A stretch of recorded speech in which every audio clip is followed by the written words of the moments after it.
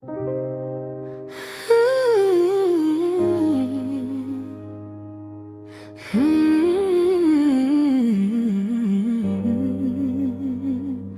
fiecare dimineață se ridică iar,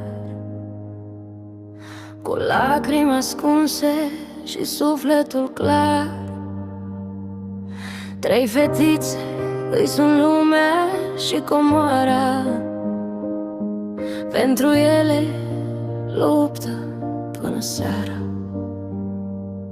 N-a avut drum ușor, nici cer senin, dar a mers înainte cu suflet divin.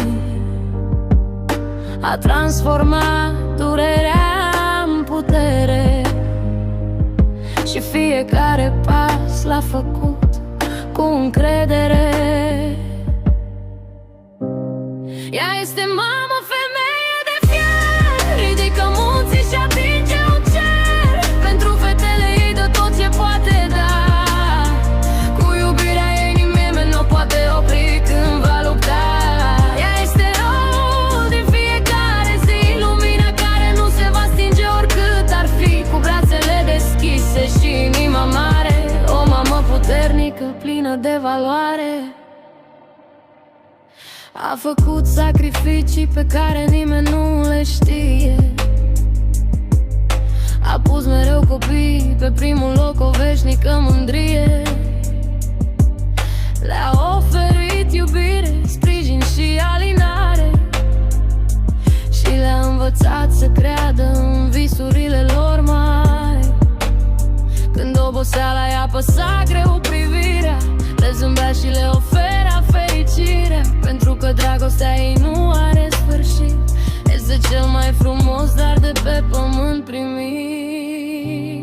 Ea este mamă, femeie de fier, ridică munții și atinge un cer. Pentru fetele ei de tot ce poate da, cu iubirea ei nimeni nu poate opri când va lupta. Ea este răul din fiecare zi, lumina care nu se va stinge oricât ar fi, cu brațele deschise și inima mare. O mamă puternică, plină de valoare.